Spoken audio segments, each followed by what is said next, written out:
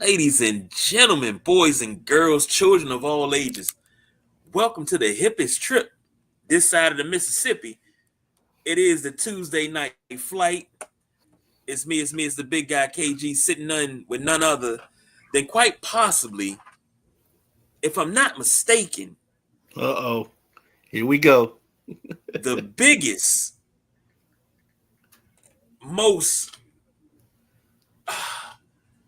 rambunctious and ravenous fan Of of the group known as Loose Ends. Mr. Slowdown himself, the Midnight Rider. Cause I can't take the heat. Slow down, baby. Ooh. all right. Come on, you're not even gonna do it. Is this the part you take my heart and wipe your feet on?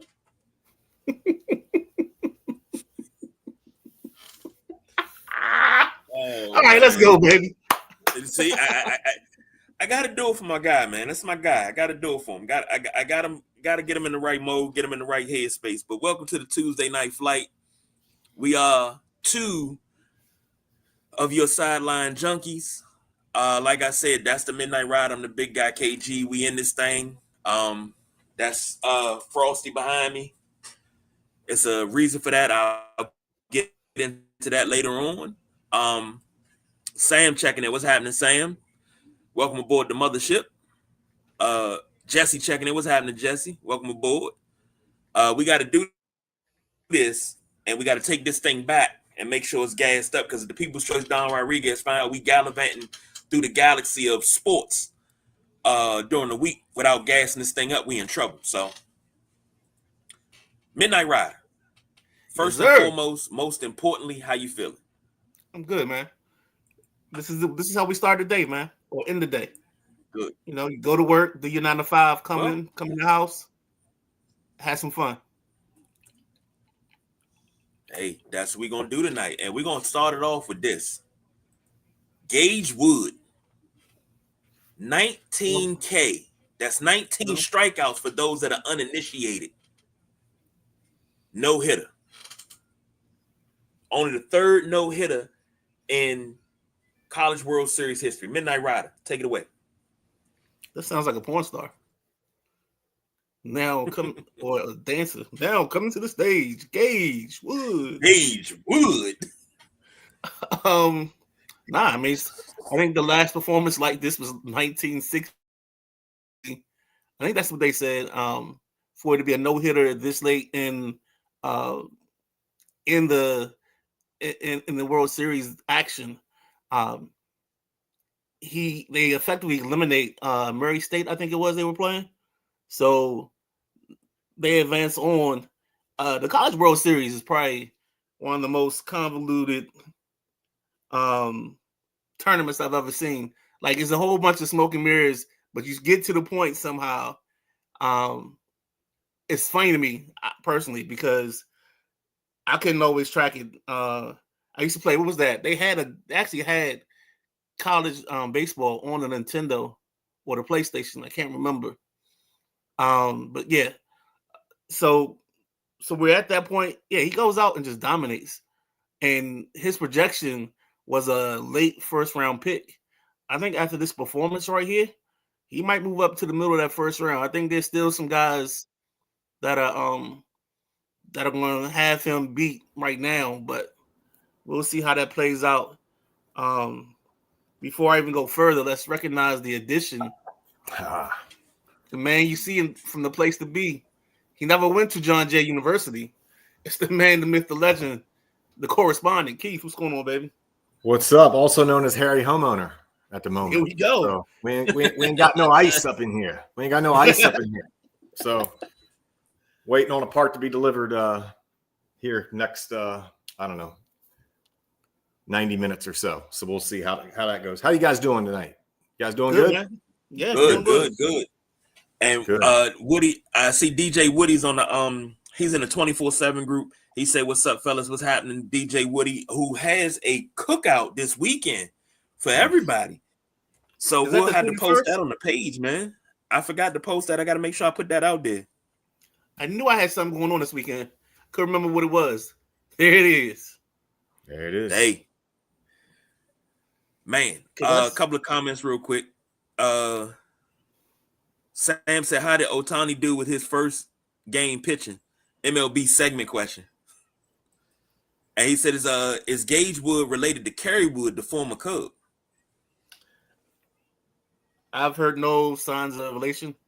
So I'm gonna stick with no for right now until we can do more research or figure it out. And Matty Ice checking in said, took out my underdog Murray State. You said about the 3 no-hitters, yes, and that Matty Ice, you're right. He put down Murray State. His was the 3rd. The 2nd was Jim Wixon of Oklahoma State in 1960. The first no-hitter in College World Series history was achieved by Jim Erler of Texas in 1950. So you get one in 1950, then you don't get another one for 10 years. Then we're talking 65 years between no-hitters in the College World Series. Good grief. You know, you can't be trusted with math. Huh. 75 years? 65. Right? You make me second guess myself. Oh, man. The boss BJ said they're not related. All right. So we got confirmation on that. Looks like Sam said when it's 3 a.m. and you feel a little tingle, you look around, no one in sight, you realize the correspondent aura is lingering from the last Sideline Junkie show you watch. Hey, I'm leaving an impact. Call it what you want, but it's That's what it resonating. It is. sounds like. So it looks like we got in the College World Series, Louisville just won a wild one to stay alive because I guess they're playing Oregon State. So I guess they have to play one more game before somebody's eliminated, if I'm reading that right. And then Arkansas is up 2-0 on UCLA, bottom of the 2nd, and this is also an elimination game. Let's see, anything else? That's all I have on that for right now. I'll try to see if there's anything else out there. Okay. Well, we got to give you what you came for. And Sam said, Boss B, thanks for that confirmation. You know, the boss is always around, always doing a thing. So we're gonna give you what you came for. Because this right here, I got questions that need answering. And it's only one man that can answer it. And he's sitting to that would be my left, really, but he's sitting to my left. The US Open recap. We said we were gonna come back with it. We have the man himself, the correspondent. Please, please, please break this down for me because I'm looking at the final scores, and I'm just like, geez, I've never seen things like this before. Look, we talked about this on Thursday. I told you guys this was the hardest test of golf, on the hardest golf course at this current point in time, and it was an ultimate test. You know, some of the players were chippy. Some of the players thought that the course was too difficult. But all that the USGA and Oakmont, the members of Oakmont Country Club, were trying to do was identify who was the best golfer during the course of the tournament, and that was JJ Spaun. We talked about the final being here, right around even par, maybe one over, maybe one under. I don't know if you guys got a chance to watch this. That I watched every single shot they televised and then some on Sunday. I mean, these guys out there looking like mere mortals, Yep. I mean, when it rained and they had that rain delay and the guys came back, the guys in the lead folded like lawn chairs. Adam Scott, you would have never expected, a gentleman of his stature and his major championship pedigree to lose control like that. Sam Burns the same way, super talented guy, never really, has never won a major. You thought this might be the chance he gets to break through. He can't get it done. Can't get it done either. Next thing you know, you're looking at Scotty on Sunday, like with about 5 or 6, 7 holes to play. And if he could have made a couple putts, he would have been in the mix there at the end. But, if you go back and look at Thursday's show at the 7-minute mark, I told you guys about JJ Spaun. I said he was the one guy I thought that is so methodical and so mechanical in his approach to the way he plays golf that I could see him surviving. You know, also said there was going to be tons and tons of changes in that leaderboard, and that thing got flipped up, you know, on its head between Thursday, and we didn't have any you know, wire to wire, you know, situations where, you know, Spaun early in his round on Sunday, Spaun got five fives in a row. Right. And they had some unlucky breaks. He hit the pin, the thing spun off about 80 yards in back into the fairway. He hit a rake on that was near a bunker, caused him to have a non-advantageous lie. But give him credit. I mean, that moment he's got forever making that putt is crazy. It was either the longest or the second longest putt anyone made all week in the tournament. So just imagine accomplishing that. So got his two daughters there with him.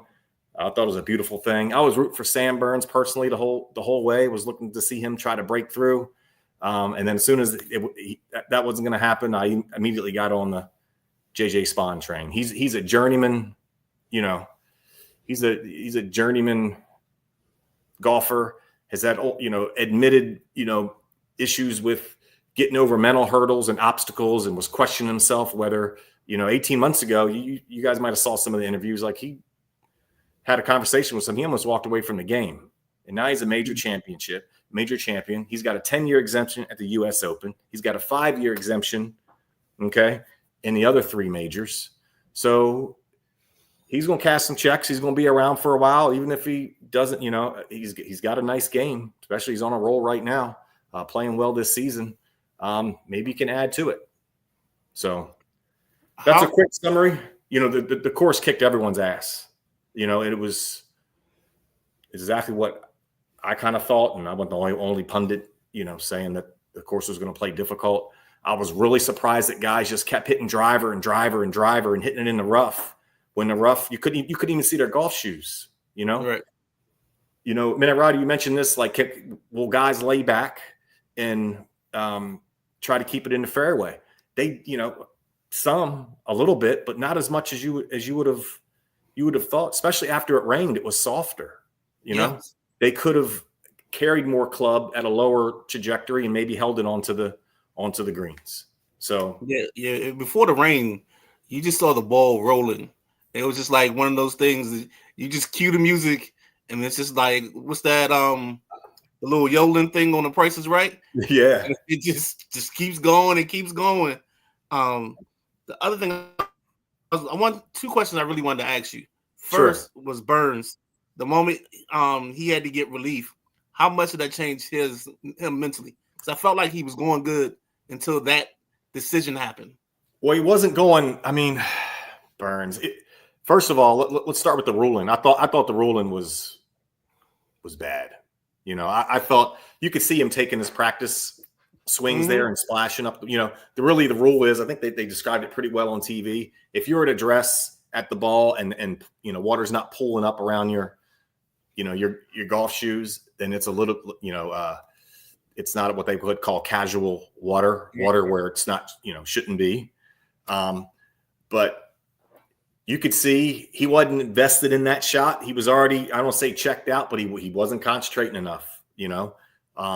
You got to hit a different shot under that circumstance. It's almost like a bunker. It's you know, it's right. Got to be a long bunker shot. It's got to be the ball first, because if you get anything but sand behind between the club and the ball, it's not going to go. So he pulled it left and short, and after that he could not get it together. So he lost himself for sure. But up to that point, you know, he had the lead, and then, you know, bogey, double bogey, made some really careless mistakes. I don't know if he was going to get there anyway. I didn't feel like his trajectory was championship level. But, you know, JJ overcome a lot of adversity in that front nine, like I said, and made 3 bomb long putts on the back nine and was able to get it done. What's your second question? Second question is, with the rain set up, did they wait too long to stop it for the rain? I mean, that's hard to say. If you notice, it was raining on some parts of the course and not some parts of the course at the same time. So that was the issue. I think they had to wait until everyone was affected because there was no lightning in the area, right? So Right. it was just rain, heavy rain. But you can play golf in rain, in heavy rain. So until I think every hole encompassed, you saw Sam Burns. He was like, I ain't gonna hit it. It was coming. It started raining. And then they kind of, they sounded the alarm there for, take shelter at that point in time. And JJ benefited incredibly from that. He really got his bearings about himself and had a game plan and went out there and executed it. And he's the only one deserved to win for sure. Well, I got a couple of questions. Okay. Question number one was, did you hear about JJ Spawn? He had to get up at 3 a.m. Sunday morning to go to CVS for his daughter. Yeah. Because she was throwing up really bad. So you come out and on Father's Day, you pull a big father move, and then you win a tour championship on Father's Day. Do you think that had any effect on his play on this hard course? No, it might have just made him not feel the pressure so much just because he's had an active day. He's had to concentrate on other things. His mind's been off of it. I don't know. I mean, this is sports related, but you guys notice the dynamic between him and his wife? It was like almost not one. Usually when they come off the green, maybe watch that again if you get a chance. And then they go into he's signing his scorecard. His wife's nowhere to be seen. He doesn't really acknowledge her much. I mean, I guess maybe they were in an argument because he asked her to go to CVS. She said, nah, it's 3 a.m. I ain't going to CVS. You go to CVS. But anyway, that's his personal thing. But yeah, I thought that was ironic, and that was on Father's Day, and obviously maybe it just helps settle him down because he's it makes him, it's that life golf balance. You know what I mean? That professional and that real life balance, and maybe it just took his mind off things just enough to where he can get the job done, win the tournament. Second question. I keep seeing it pop up. I don't know how true it is, but they say Rory and a couple of other golfers are asking JJ to be investigated for using illegal technology. Or is that just fluff that somebody's putting for clickbait? That's fluff for clickbait. Just because what's going on with Rory and the media right now, you guys kind of abreast on what's happening. So we talked about it a couple weeks ago. Rory got his driver snagged for being failed inspection, kind of like a NASCAR race. Again, you gotta make sure you're following all the rules before you drive away. Same thing with your golf clubs. So Rory's super mad at the media because the fact that it got flagged or it got pulled and he had to go to his backup. Someone in the media had to have leaked that, right? Scotty Scheffler had the exact same issue for the exact same week, the exact same day, had his club flagged, and there was no mention of that. So the one that revealed when Scotty was asked about Rory's situation, he said, well, I had the same situation, but I don't know why it didn't leak about, in my situation, in my regard, it leaked only for Rory. So Rory's all pissed off at the media, doesn't want to talk to the media. He's like doing the bare minimum right now. This is about a year, 18 months. He's kind of got his foot in his mouth here because 18 months ago, he was on this big proclamation that the golfers got to be more accessible to the media and sign more autographs and be there. So he's really contradicting himself. He really looks like an ass right now, to be honest. So I heard that in that situation, a lot of times the guys will give their backup driver instead of the regular one. So that way, if that gets flagged, they still have their main driver to use. That's kind of hard to do because you can tell, it's really not a matter of it being off the factory illegal. Mm-hmm. When you keep hitting it off the center of the club face, you're thinning the walls of the metal. So after a few months, that becomes really comfortable. That's it's like a worn pair of jeans. You know what I mean? It's like it's what the look and the feel that that you're after. So it's kind of hard because if he gave them some new driver or a driver that's only a couple weeks old, they're kind of pretty much going to call BS on that anyway. Okay. You know what I mean? So. Well, Anything else to close this? Oh, go ahead, KG. Now, I just wanted to say this. What's the next? We got one more major coming up. What's the next one we got coming up? It's the Open Championship in Northern Ireland. Rory's hometown, so this will be pretty. It's a course called Royal Portrush. So Northern Ireland, that's Rory's hometown. With all that's going on right now, and that's next month, by the way. So right. July 13th, and it's right around the corner. You know, so we'll kind of see. Golf's going to take a little bit of a break. There's a tournament this weekend where some guys are going to play, some guys aren't, but it's sort of everyone's kind of trying to find the hierarchy for the championship, for what they call the FedEx Cup. So some of the guys that are lower down on the list are trying to jockey for position, especially in some of these tournaments right before majors and right after majors, where some of the big guns are resting up. They're already focusing on and prepping for the next major. So. Got you. Good stuff. Oh, yeah. Anything else? You gonna stick with us or you jumping out? Was this a quick I'm going to hit jump or you- out just because I heard the doorbell ring, so I got some Harry homeowner stuff I got to work on. But I'd love to join the show, maybe catch up one day next week. I'd love to talk a little bit of, bring the hockey full circle, bring the NBA finals full circle, talk about some of the other current events that are going on in the sports world. But yeah, most definitely. When you get out, drop me. Do you have WhatsApp? yeah. All right. We're gonna add you to the WhatsApp because Boss Man got a couple questions for you. Okay. Sure. All right. Absolutely. I'll send that to you here this evening. How All about right. that? I think I got your regular number, so I'll try to add you now. Okay. That All right, works. cool. Guys, sorry I got to jump, but I appreciate it. Love what you guys are doing. Love to hop on and share a little bit of what I know about the game. And we'll start taking the next steps, okay? All right, bet. All right. Yes, Be good, indeed. boys. See you. Appreciate you being here. And that was the correspondent with your U.S. Open recap. We got an NHL live update. Let me do it properly, Midnight Ride. Let me do this update properly. Let me do Yeah, it proper. What you tell them, Hammer? Proper. Let me get it right there. Give me a beat. Come on. Where you at? Damn, I'm messing all up because I ain't even got my stuff ready. Mm-hmm. All right, here we go. NHL thing. There you go. No score yet. Not so fast, my friend. Oh. What you got? Florida's goal. So Florida breaks the ice first. Uh-oh. I think it's Reinhardt. This game scored.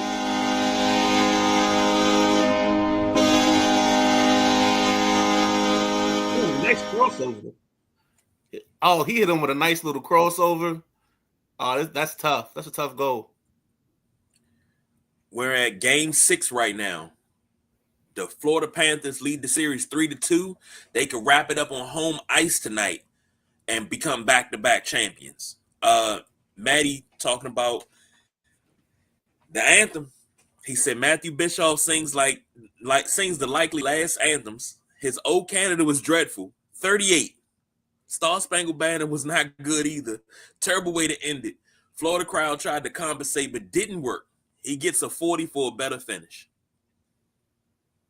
Mm-hmm. JoJo checking in. What's happening, JoJo? What's up, Joe? I just saw JoJo around the corner. She was telling me about her bet. She got Ellie Dela Cruz, Gunnar Henderson, and James Wood in a home run parlay.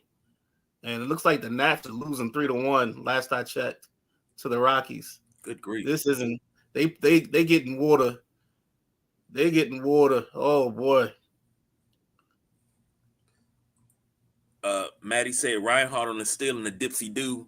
Now y'all ahead of me because I'm looking on the computer and they were still 0-0 when y'all was like, hey, it's already the ice has been broken. What do you mean? I'm hitting refresh and I ain't saying nothing. So y'all was ahead of me on that one. Sam said, let's all say the Oilers finna win. They finna win. The Oilers better do something. I'm saying this to the Oilers right now. Fight back. Scratch they the came motherfucker out. or something. No, that's not the case. I mean, they came out and played heavy early. They got a couple of nice hits. They got a big hit on Marchand.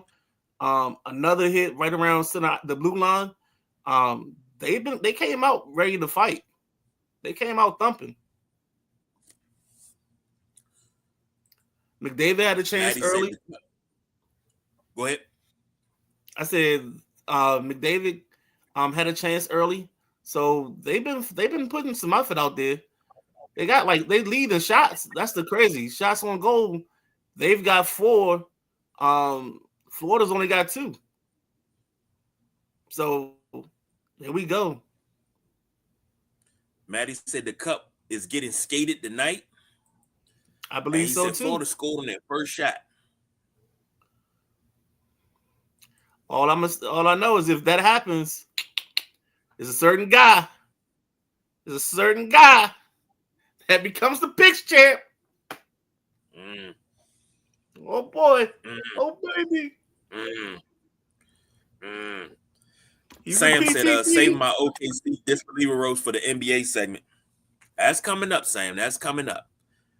But next up, just wanted to throw this in there because we talking sports. Angel Reese trademarked Me-Bounds. They've been going on her on social media talking about how, most of her rebound numbers are her own rebounds. So they call them Me-Bounds and stuff like that. So she trademarked it and can actually make money off of it. I think it's a good idea. Take a negative, turn it into a positive. Let's roll with it. Not a bad idea at all. I mean, if it's going to work, I'd push the hell out of it. I think Moses Malone should have a say in this, or get like a little royalty off of that, like 10 cents every Me-Bounds item. So goes to Moses Malone and the faux fund.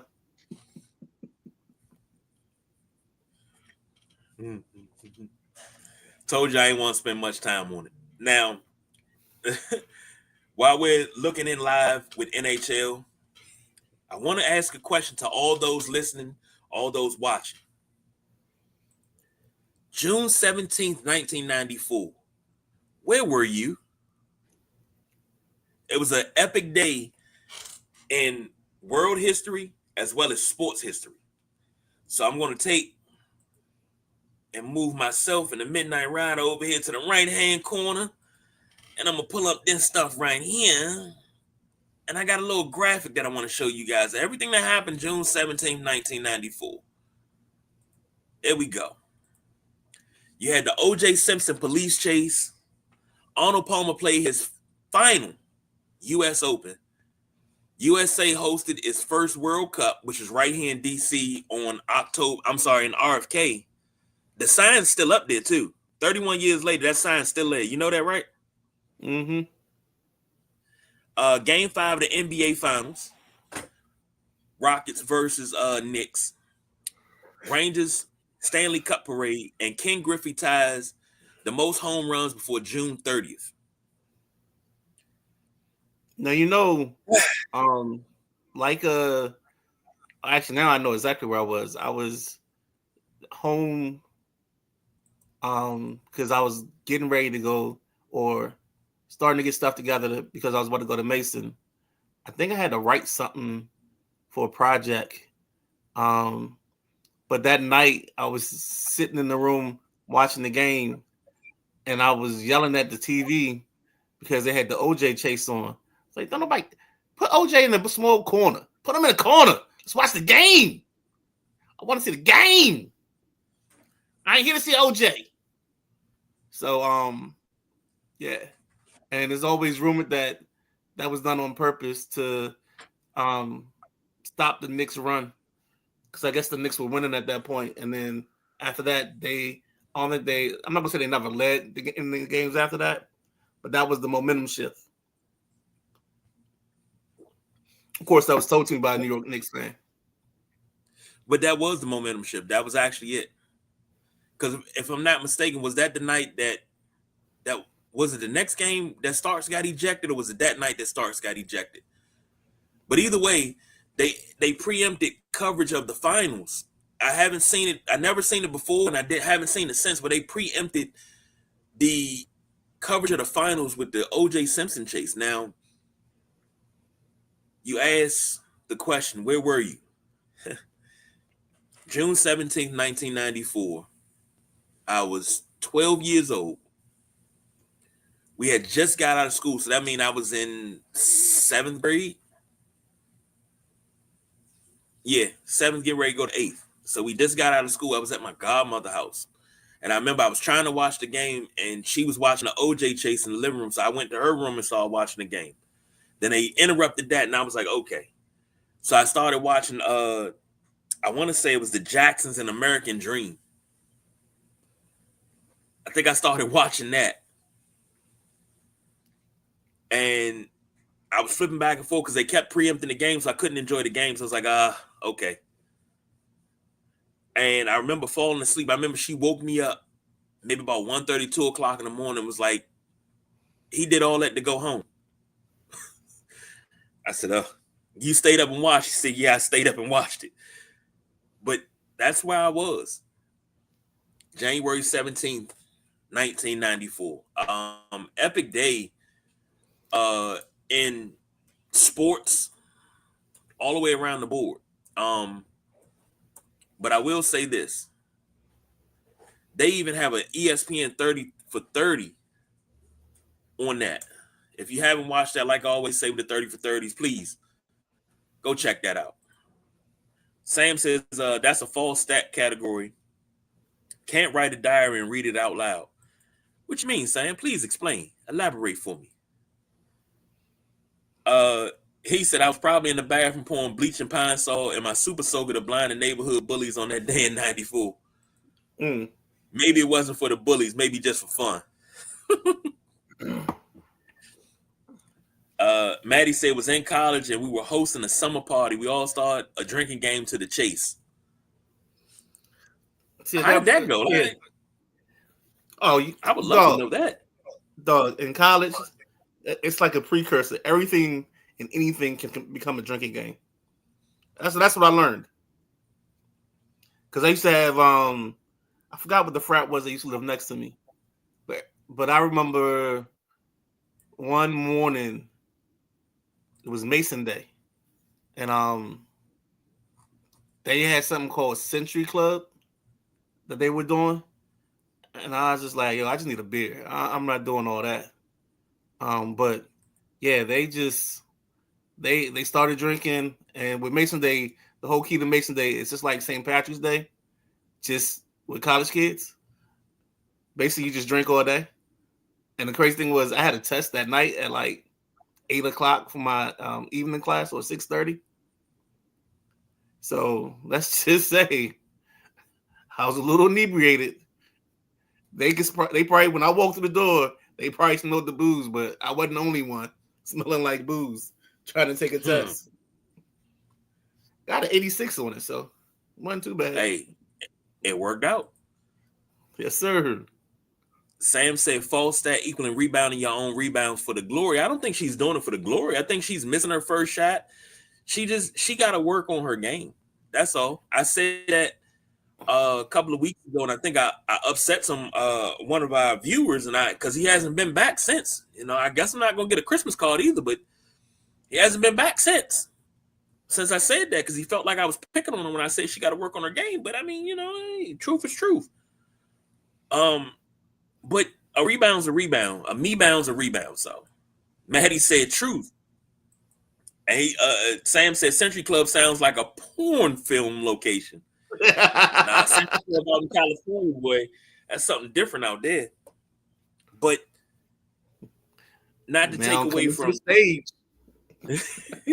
Gage Wood. Not to take away from June 17, 1994, but June 17, 1986 was the night of the 86 NBA draft. Brad Daugherty went first. Of course, Len Bias went second. Washburn third. Chuck Person 4th, Kenny Skywalker 5th. You had some talent in there. Ron Harper was in this draft.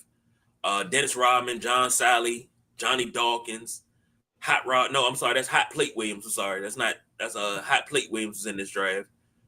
Pearl Washington, Dale Curry was in this draft. Who else we got? Sabonis was drafted in this draft. Scott Skiles, Mark Price. Yeah, but this draft was mostly remembered for. This draft was mostly This draft was mostly remembered for the fact that like the top 4 or 5 or something like that, those guys didn't pan out. It was a few of them, and a couple of them had like serious drug issues, and drug problems. Mm-hmm. Is this the class for Tarpley as well, or is Yep. Roy Tarpley, Chris Washburn, both suspended for drugs, and both got permanent bans.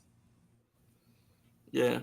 So, of course, we know 2 days later, Len Bias passed away. Not gonna talk about that tonight. I'm saving that for Thursday because I always do it on the 19th. That's something I always do every year. Johnny Newman was in this draft. Nate McMillan, Cedric Henderson, Kevin Duckworth, Milt Wagner, Petro was in this draft. So it's a bunch of solid guys. So there's a bunch of solid guys. Yeah, like guys that they may not be a starter, but they played quality minutes and probably had 10-year careers being a 6th man or a 7th man. Because when you said Nick McMillan, that's the first thing I thought about. Nate coming off the bench, or Johnny Newman, number 22, Charlotte Hornets. I remember him. Milt Wagner, and if I remember that correctly, that's also the dad of the Wagner kid that played in Cleveland. And then his son is playing somewhere. If he never had diverticulitis. Yes. You talking about DeJuan Wagner? Yeah. Yeah. If he didn't have diverticulitis, or we actually knew what that was, oof, he would have been a beast. They could have saved him. Yeah. You talk about solid players in this 86 draft. You know how people say, what's that one player you held on to as a kid and nobody understood why you liked him? Yeah. Anthony Bowie was one of those guys. Anthony Bowie, Baskerville Holmes, always been a guy for me because he had so much upside. Just couldn't get it together.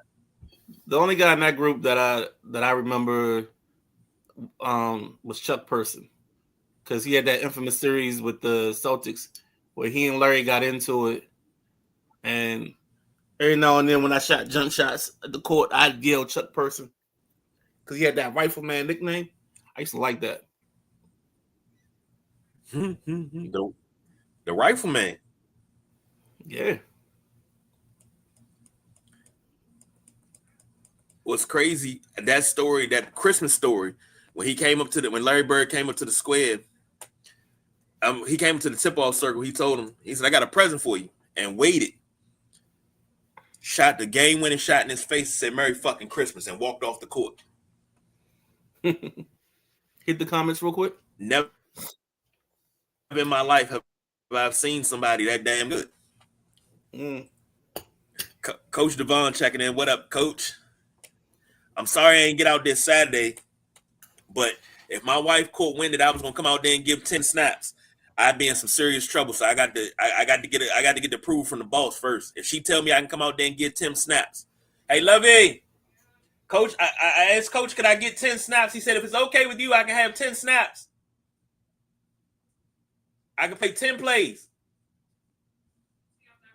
She not responding, so that's a no. Okay. Coach, I'm gonna have to work on it. Just let me work on it. I got it. Just let me work on it. Huh? Shit, that ain't nothing. What color you want? Okay, I get you the industrial one. You got it. Hey, I just cracked the deal. Let's go. Maddie said Bob looking good to start. Just Rob Bouchard. Sam said Larry Johnson. No, Larry Johnson was 92, and Kevin Johnson was drafted by the Cavaliers in 87. Hey, coach said, "LOL, we waiting for you, KGA." Look, I'm already ready, man. I'm about to get myself together. I'm gonna have to spend all day Friday stretching, but I'll be all right. Whoa, what you doing? Whoa, okay, I'm sorry. Coach Devon Powell's on the show, so we I was gonna lead into that. Okay. If it was a whole thing worked out there. Okay. It was a whole thing worked out. Okay. See, that's why I had you set to go there so I could put that up. A new era begins on Monday. We got Pretenders or Contenders debut on Monday. Do we have a time slot yet? I think time slot is 7 p.m. Okay. If I'm not mistaken. So Coach Devon, he comes in, he takes over the 7 p.m. time slot. Maddie got the 5 p.m. And what Maddie say, Mondays are going to be awesome. They most definitely are. You're going to get a whole new perspective of high school sports in the PG County area. So please make sure you tune in and get your ear to the ground, because this is something we've never had in this area where you've had high school sports represented as a whole. Like, this is what's up. This is ahead of its time. Sam said feels like a Y2J promo. Hey, if we could get that countdown and the pyrotechnics, I'll send a message to the boss BJ. Hey, coach, if you wanna see how much money we got in the budget, maybe we can get some pyrotechnics. Like, soon as you come on, all that, like deafening pyrotechnics. We'll see if we can do that.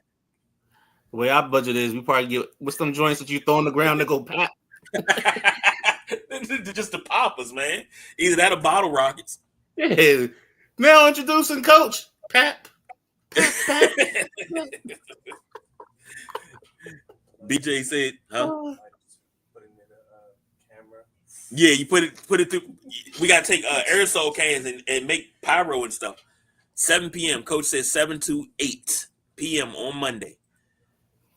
Boss BJ said prestige worldwide. Boats and hoes. Hey, it's the Catalina one.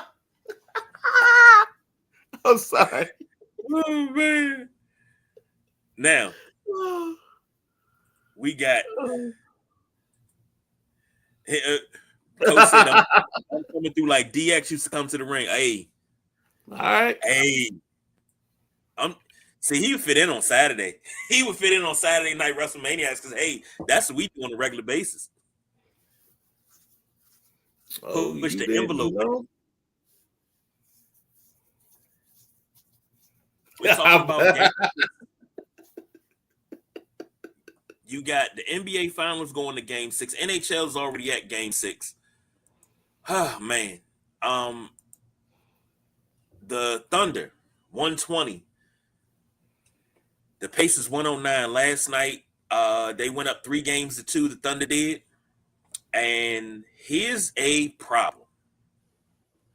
Halliburton went out early. Came back, played 34 minutes, only scored 4 points. 4 points, 6 assists, 7 rebounds. Midnight Rider, what is that? Triple single, baby.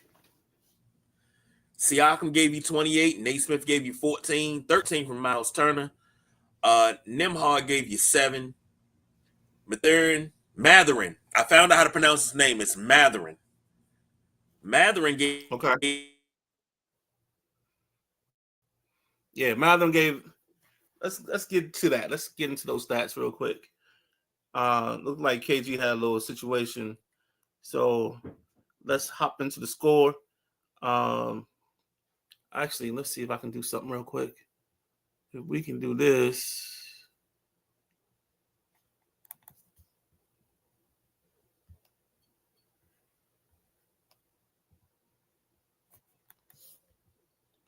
All right, we're not gonna worry about that. All right, let's get to the stats here real quick. Matherin last night. If you guys can bear with me for a second, because I had to pull up the scores.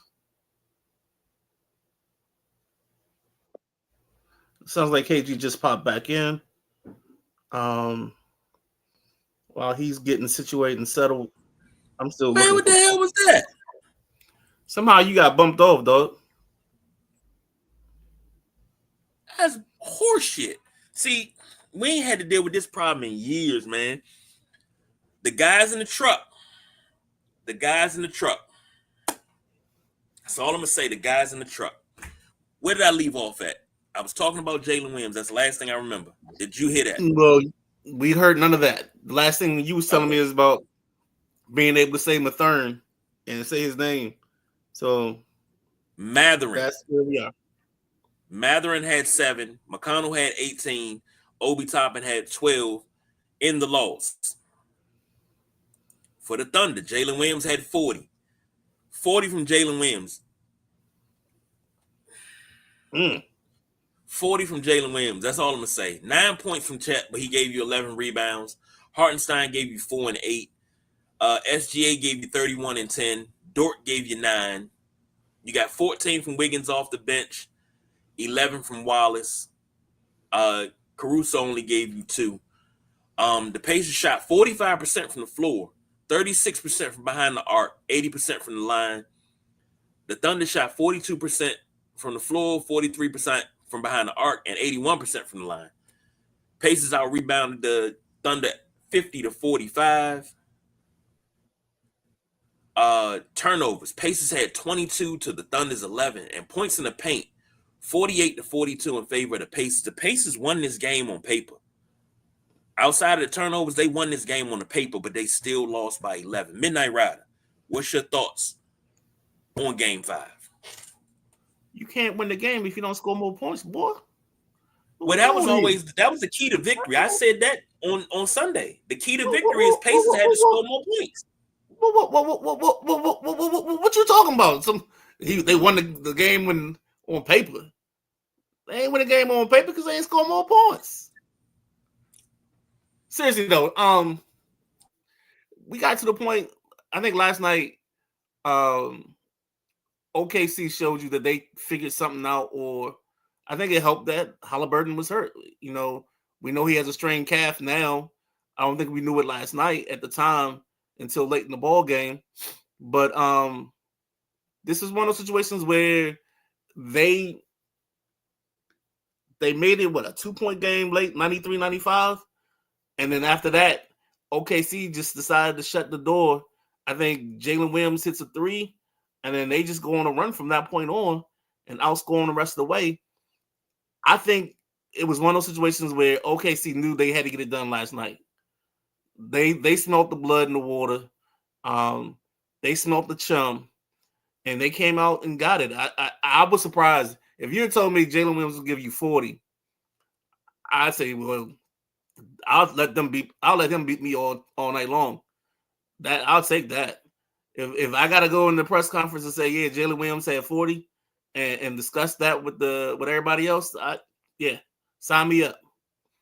But the key was the fact that the buckets they did get from their backups and their side guys, like the Carusos, like Lou Dort and all those guys, they hit big shots late to seal the deal, to kind of make this to kind of actually just get the victory.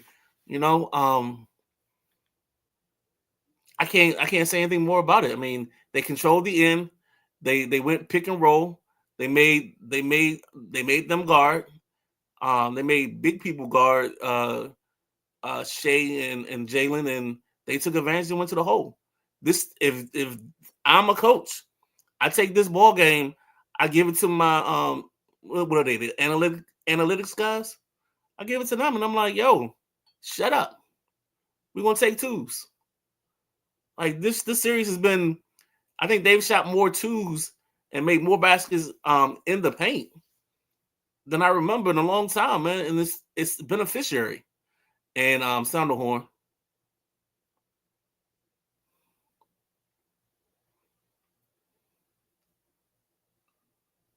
Sound the horn.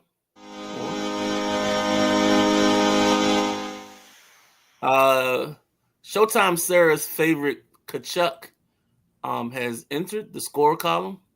So if Showtime's out there watching, I know she's somewhere displeased at the person that scored this goal. So yeah, he actually made I think he and his brother made number 2 on her most hated athletes list. So there you go. Man, this ain't looking too good for Edmonton, man. I know who it is looking good for. Well, you can't say that because the way this series has gone, Edmonton's been down every time going into the third, either down or tied going into the third period. So, I mean, this could be anything. Anything can happen. As Kevin Garnett said, anything is possible. They've already come back once from being down 3-0 and won 5-4 in overtime. So we'll see. Edmonton got to fight back. That's all I'm gonna say. They got to fight back. I'm telling you, they're fighting. I'm watching the game. Okay, but you got to fight back. And see, the key to this is you can't let them score more goals than you score, because if you do, you're going home. Right. Couple of comments real quick. The boss BJ said our budget, somebody will be on fire. Hey, if you remember that scene in Be Cool when Roger got lit on fire, he was doing a little dance on the stage. That's what we're gonna have. We're gonna have that Coach DeBon. We're gonna have somebody in a fire suit dancing on fire for you. That's what we're gonna do. Nah, let's not do any of that. Let's Sam said, or maybe Hogan's interesting. Hogan's time out. He's talking about NWO Hogan. He's talking about the Jimi Hendrix. Yeah. I get that, but that's not Hogan's theme. That's what he used, but that's not his theme. That's Voodoo Child by none other than the great Jimi Hendrix and the Jimi Hendrix Experience. Of course. Now that's Voodoo Child's slight return. Now hearing Voodoo Child proper, which is a little bit more bluesier, and it's about 10 minutes long. It's on the Electric Ladyland CD. If you have not pick that up, go pick that up at Sam Goody, Tower Records, Waxy Maxy, wherever you shop at. Go pick that up. But that right there, that speaks to millions. That's not just Hogan's theme. That speaks to millions. What's the other joint? Tower Records? Yeah, Tower Records. It's another one. Sam Goody. Yep. Sam Goody. But if you had to pick a theme, it's got to be Machine Gun. Live at the Fillmore East. December 31st, 1969. First show. Not the second show, the first show. If you have never heard that, listen to it. It will set your soul on fire. I promise you. March with me. Sam said, let's do it one last time. Say OKC finna win. They finna win again. You know what? The mojo has been broken. Let's just say that. So, Maddie brought up a good point. Halliburton injury changes the series the wrong way for Indy. Yes, it does. Because they're saying it's a strained calf. Midnight Rider, shall I? It's up to you. Okay. Oh, maybe I'll do it hip hop fashion. Yes, you can. I shall kick it. All right. Yes, you can. When you have, there's a difference between a tear, a strain, and a sprain. A sprain is just swelling. It's just swelling in the ligaments. A strain, however, is a slight tear in the muscle and the ligament. It's ice and rest. That's it. A tear is an actual tear of the ligament, a tear of the muscle. It's not good. when Kevin Durant had a strained calf in the finals, what was that? 2019 against Toronto. He came back too early, which is why he ruptured his Achilles, because it was already partially torn. Because that strain is what you get when you're close to tearing. So Halliburton's gonna have to rest. This could be pretty bad. Somebody's got to step up. Sam said the guys in the kidnap van. No. The guys, we got guys in the audio van, and they run all the cords and stuff into the studios and everything like that. So it's one van that sits in a central location and it runs cords to everybody's studio at the present moment. He said, I sealed the deal when I saw Cassie say OKC is too damn good. No, I didn't say they were too damn good. I said they were so good. That's what I said. And I think the mojo's been broken. And Sam said, let's not make excuses for the Pacers. Already printing my OKC championship t-shirt. All right, now you print them too soon. You know where they got to go. Yeah, it's some little kids in a little country that every time there's a championship game and there's a loser, they get free t-shirts. I'm printing FedEx labels now. The FedEx labels are printed. Because I think we got to go out tonight. I think we got a shipment going out tonight. You might. It's the end of the first. It's 2-0. Maddie said Florida gets a goal in the last minute of the first. 2-0 sound that horn. We had first intermission right now. Edmonton, don't do this to me. JoJo said LOL. Sam said Suncoast video. Jeez. Oh, we doing video. Baby, you gotta go to Earl's. Yeah.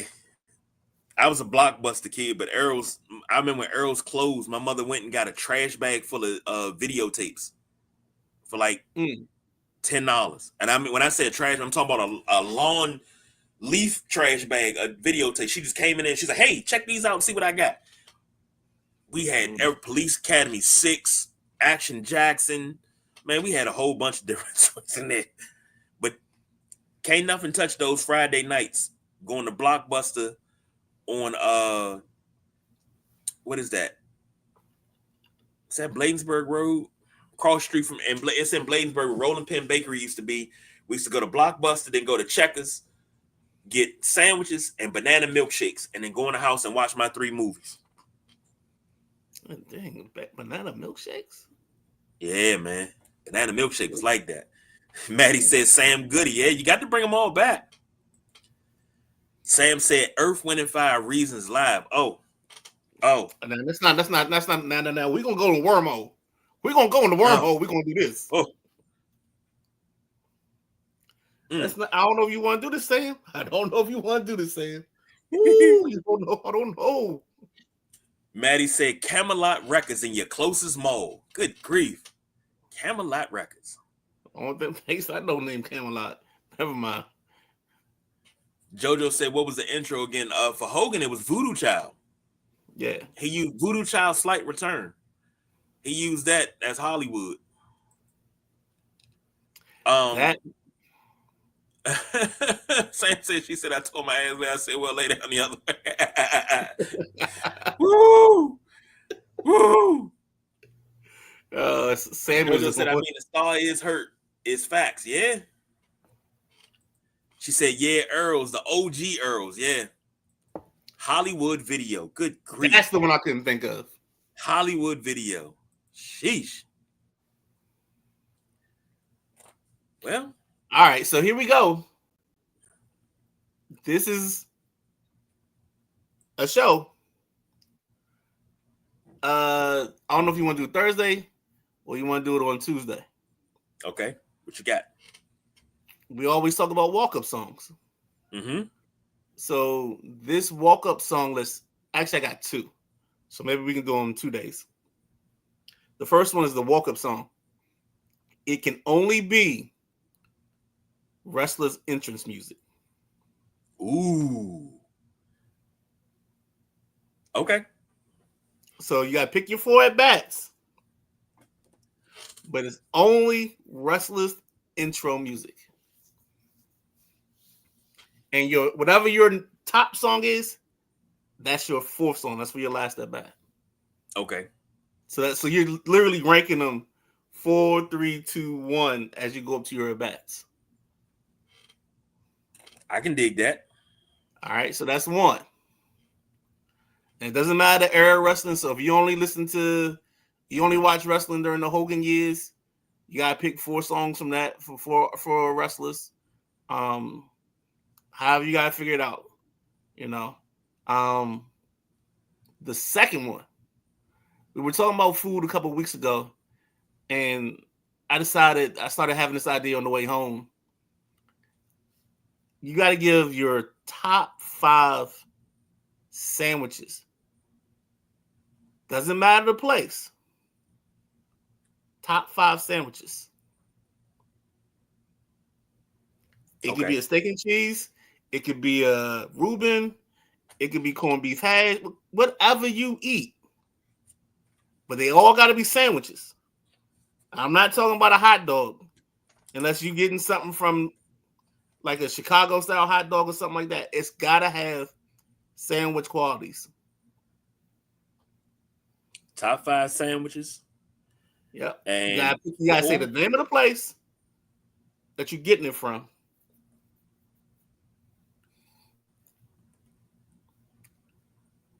I figure we might want to do that on Sunday because we always do the what you're eating segment anyway. Yeah, that's good. That's good. That'll be good for Sunday. And we'll do the walk-up songs on Thursday. Okay. So that everyone has the homework assignment. Because we're going to pretty much on Thursday, we might be rapping.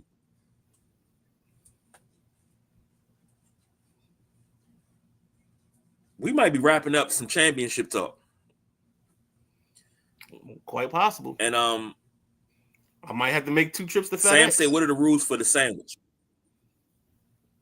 It has to be a sandwich. Doesn't matter if it comes on a sub Just roll. a sandwich. Doesn't matter if it comes on Texas toast. Your top 5 sandwiches. But you also got to give us the name of the place you're getting it from. And the reason I specify that, because anybody can say cheesesteak, but are you going to Jiffy's? Are you going to Mario's? Where you going? See, I like this because I get to tell a lot. I get to tell a story. So this is good for me. This is good. And if you have multiple cheesesteaks, it gives you room for, all right, like for some people, maybe Mario's maybe 2. And this, now here's the other thing. Here's the other kicker I'll give you. The place doesn't still have to be open. Oh, that's good for me because I got a couple places that's not still open. So I'm good. So even if they close down, you gotta get the name of the place. When you got, because you can have a story with it. So you can say, oh, back in '93, I used to go to this place called 55 and get the best wings in the city, or whatever you did. I'm not judging you. I'm just saying. Of course, wings wouldn't fit because that's not a sandwich, but you know what I mean. I got you. JoJo said, Ben, yes, Camelot. Shh. And we getting crushed. I cashed out my HR. I saw that. So she did a home run bet today. Oh. And she told me one thing, but she bet something totally different. I think she's trying to throw me off. She had Soto, Trey Turner, and I think James Wood, and they offered her a cash out. So she took the cash out instead of letting it ride, which was smart. Because I don't think the Nats scored again. I think they got beat 6-1.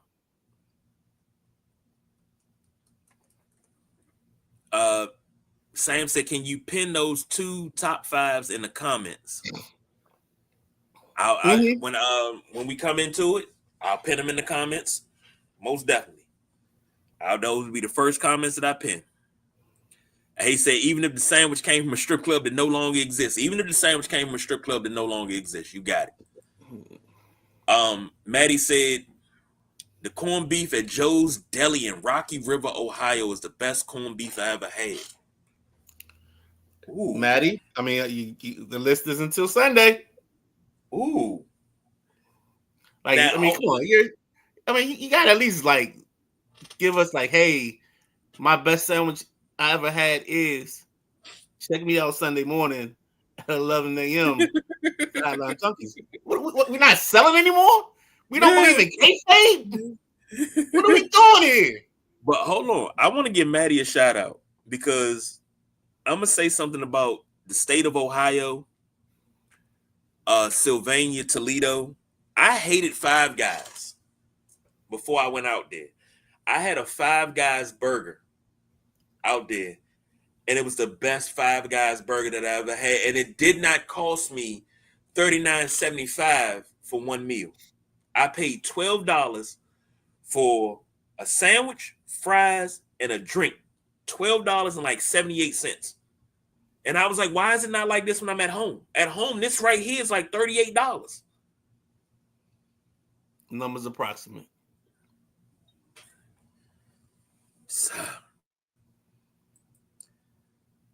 Uh-oh. Jojo said 10-1. Maddie said, how long Martinez keeping his job after his comments? Kind of surprised they haven't fired him yet. I said the same thing, Maddie. I said that was the nail in the coffin. Did you hear it? It's not the nail in the coffin. It's not because he didn't tell a lie. What Ray's mama say? Scratch a lie, find a thief. Yep. No thieves were found. The truth is, these guys stink. Keibert Ruiz is a terrible defensive catcher. He doesn't hit. When he gets in important situations, he doesn't play smart baseball. CJ Abrams, he gets into a rut. The reason he's in the rut, because he's trying to yank everything down the line for a home run. And he'll swing at every and anything. First pitch, if it looks like a fastball, you can throw it. Oh, if Newt Lelouch do that thing that hit the Durham Bull, CJ Abrams and Keibert Ruiz would have swung at both of those pitches. It's ridiculous. They don't play smart baseball. They nobody's hitting to their numbers. Wood is your best thing. Then it's Nathaniel Lowe, but now Lowe's in the low. I don't know. You can throw it. I mean, this dude got a 3-hitter. His ERA is 7.75, but he got a 3-hitter. What are we doing? That's not Davey. Oh, snap. What the hell? Okay, I don't know what's going on with my computer. Jojo said 10-2 now. Maddie said, you better go to Tony Paco's in Toledo. I don't know when I'm going back, but when I go back, I'll definitely put that on the list. And he said, it may be the truth, but you can't say that to the media. That was my whole point when we brought this up. What was that? Was that Tuesday night? I'm not Tuesday. Was that Sunday or was that Thursday we talked about that? It was Sunday. Okay. And I was like, yeah, you can't say that. Truth or not, you can't say that. Because if you say that, you know what's going to happen? Your team's going to quit. No, they're not. The only people that are upset about this are fans. Because if you're in that locker room, if you heard Davey, and you've heard Davey all year long preaching the same thing he preaches every day, then you're not mad because you know why he's saying it. You know why he doesn't want to blame the coaches, because the coaches aren't the ones out there swinging at pitches in the dirt. When the pitchers look, all right, Casey, I'm gonna ask you a question. I don't know what I got going on here. My screen is acting crazy. I might have to switch to the backup for tomorrow. When you are playing baseball and you've seen a pitcher throw 7 balls, walk 2 batters before you go up, do you swing at the first pitch?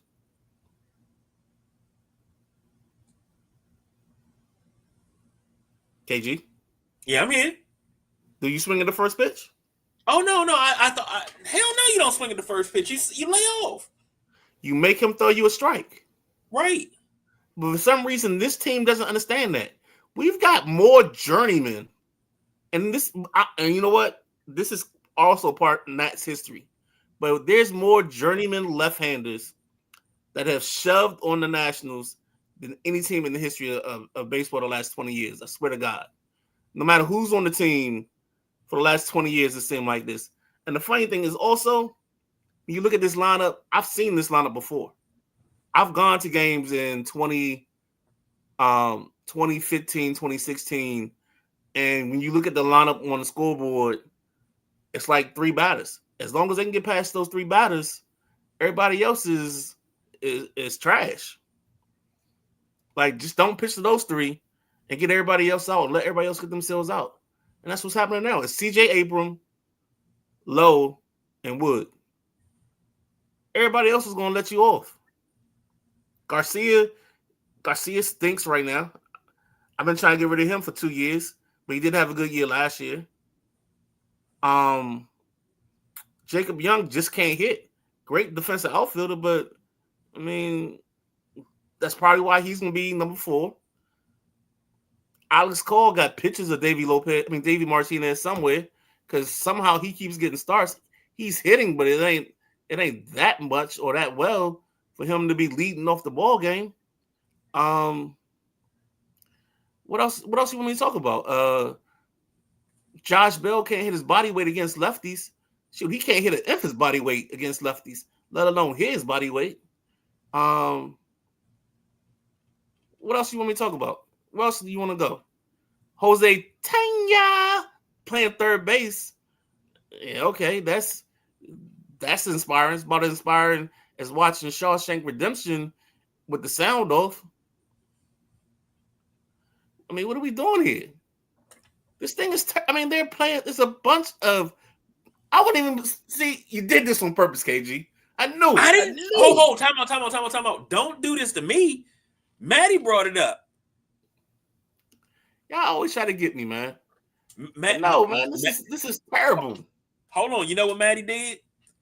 Maddie had the hat tucked down, so all he sees is the strike zone. And he was like, you know what? I'm going to throw him that heat. And he pulled the Maddox on you and painted nothing but the corner. And you swung at it. I ain't going to say you knocked it out, but hey. I mean, I'm just looking through this lineup. I just don't see that there aren't people getting hits in this lineup. And it's sad. Like, they had a clip on MLB The Show, on MLB Central, and like they showed all the pitches that CJ Abrams hit out of the park. But the problem was some of them pitches weren't even strikes. They weren't even close. I would love to see the chart of the pitches that they swing at. I would love to see that. Uh-oh. Think we might have lost the Midnight Rider. Because he frozen. Or did you lose me? No, I think you lost the Midnight Rider. Sam said I didn't blink for 8 seconds. I was blinking.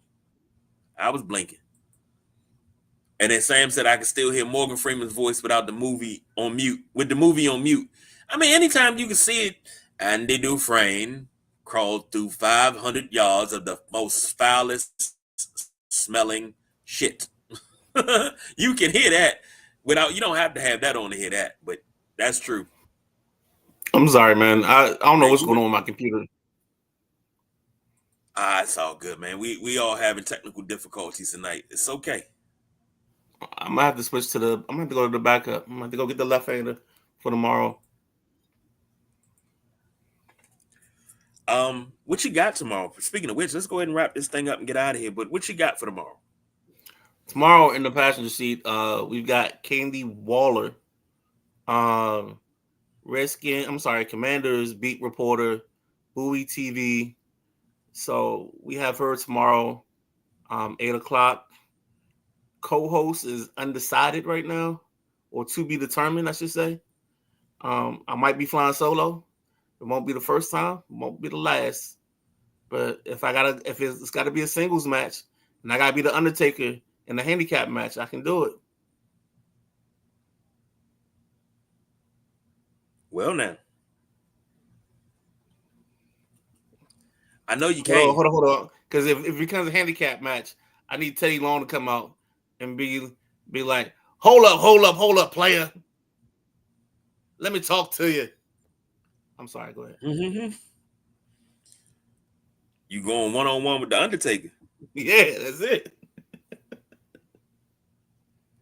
Yeah, I'm gonna have to switch computers for tomorrow because I don't know what that was. Maddie said, Perry fans on a 2-on-1, still 2-0. Good grief. Yeah, he had. He got to the end and it was just no angle, and he missed the puck. Yeah. But again, we're in the second. This is the worst lead in hockey right now. The 2-0 lead is one of the worst leads to have.